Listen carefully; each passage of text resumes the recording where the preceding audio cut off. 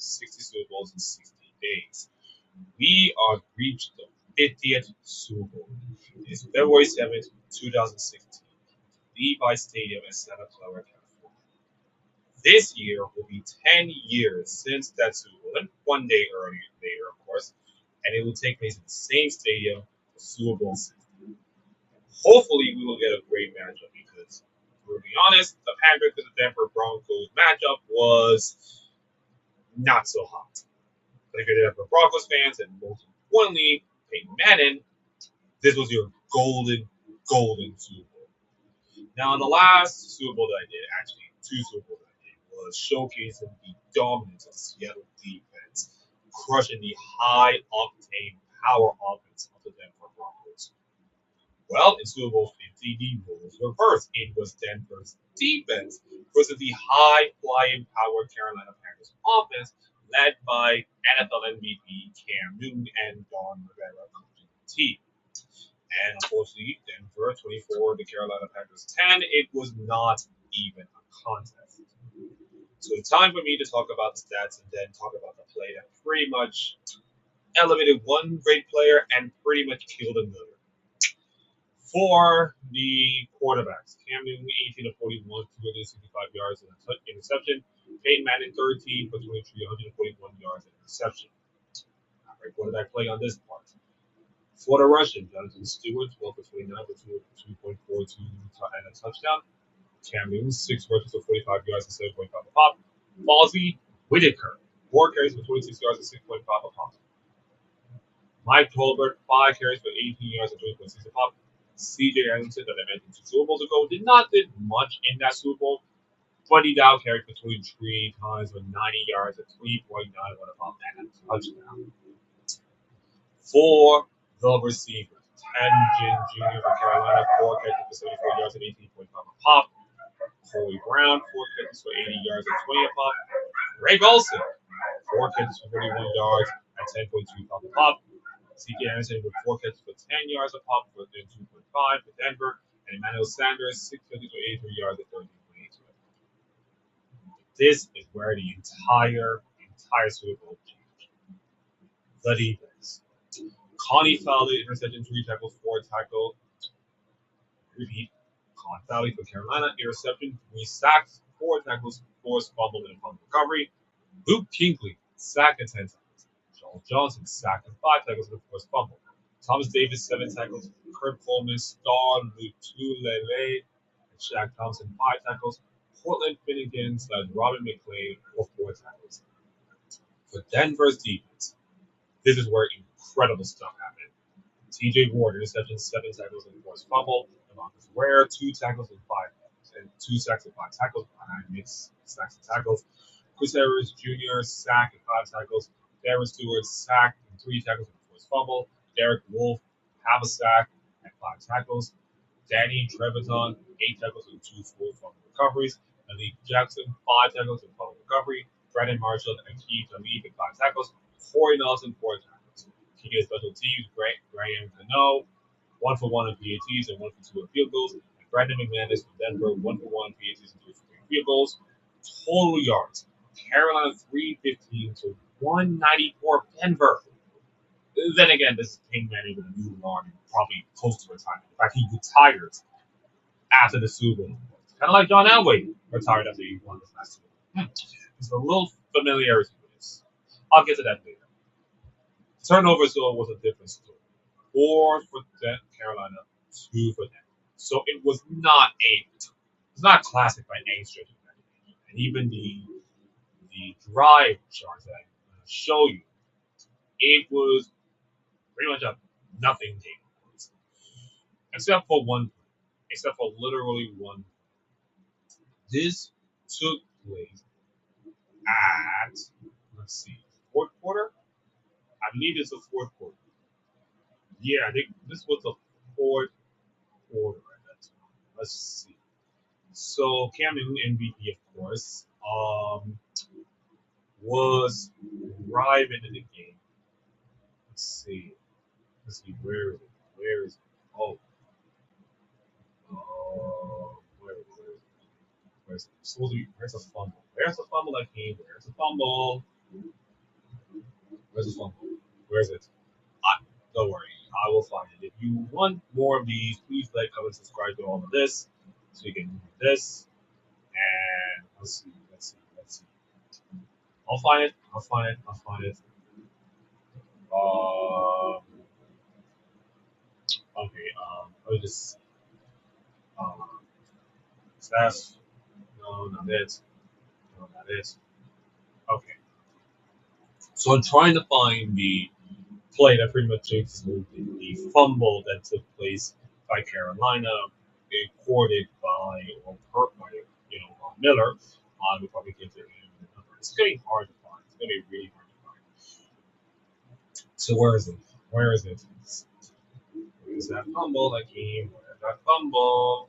Where is it? Where is it? And by the way, while I'm looking at the fumble, you just look at absolutely this was a brutal time. Got sacks, passing complete, tackled, all this kind of stuff. Camden did not have a great Super Bowl. He was MVP of the Super Bowl, and he just not look like himself. Just did not look like himself. He even got intercepted, by the way. He literally got intercepted, of course. This was not a pretty Super Bowl. Okay. I think this is it. No. I think this was a minus 10 yards. I think this is it. No, let's see. Not a sack there. And intended, of course, make a field goal. And then Kennedy get the ball back. And no. Okay. And then, okay. There it is. This is the one. This is the one I'm talking about. It is 4:16 remaining. The game is still pretty much on. Carolina 25-yard line. 3rd and 9. Cam Newton stepped back, of course. Got sacked by Bowman by 9 yards. And then Cam Newton fumbles the ball. And for reasons that we cannot even tell, Cam Newton did not have any effort to even, rescue the ball. Now remember, this game was 4:16 remaining. And even though it was a crucial game by many standards, it was still a game to be won. And, after Cam Newton would be recovering the ball, of course, the game was still there, field position and all kinds of stuff. I mean, who knows? Who knows? But by not giving effort, by not recovering the ball, of course, TJ Ward recovers it at the 9-yard line. Just a couple plays later, a couple CJ Anderson plays later, they scored to make it 22-10. They converted the 2-point conversion to make it 24-10. And that was the ball game. And Cam Newton was literally never the same player after that. I feel like that Super Bowl just destroyed his confidence, his Superman power, his screaming and all kinds of stuff. It just gone. That Super Bowl just destroys his confidence. And this was the end. I mean, you saw him in the press conference, and he was not happy about it. And I was thinking, okay, he might come back. He's still a young player, all of that stuff. But nope, he didn't come back. The Carolina Panthers have never been back since. And brother, it was brutal. It was absolutely brutal to watch. If you're a Denver fan, of course, this was your holiday. It was an absolute holiday. Carolina's offense that was so high flying, so brilliant, so amazing, just absolutely grounded by the incredible Denver defense, and of course the MVP of Super Bowl, Von Miller, who have 2.5 sacks, 6 tackles, and 2 forced fumbles. He was everywhere in that game. He was wrecking throughout the entire Super Bowl, and he earned an MVP. He was really meant to that game. And this Super Bowl is also important for Peyton Manning. Now, yes, Peyton Manning was not great in the Super Bowl. Like, he was not great this entire season. But just like John Elway, although John Elway kind of fall down in that Super Bowl, got the job done. He walked out of the sunset, and yeah, that was that. And probably in the Hall of Fame, a couple down the road. He's gonna be in the Hall of Fame. He's going to. He and his brother. Well, although his brother is probably not Hall of Fame material, but I think he'll be Hall of Fame in my heart. This is also important for John Elway, of course, because he won 2 Super Bowls as a player. And of course, he was great as a player before the Super Bowls. But also won with a GM. Kids, do you know how many players or former players in the NFL went on to win Super Bowls as a player and GM? John Elway. That's it. He is the only person to win all 3 Super Bowls for Denver Broncos. Twice as a player and won as a head honcho of the Denver Broncos. This guy was Denver Broncos through and through, of course. And he was molded as a quarterback about to fade in the sun, limited player, but still managed to eke out a way to get a win. Same thing here. Bringing a quarterback who's pretty much out of time, did not get it done in the Super Bowl, of course.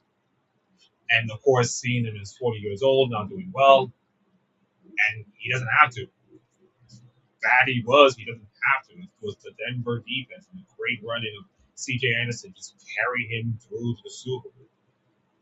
And yeah, that's pretty much it. That's the entire Super Bowl to talk about. Nothing too much to say other than Denver.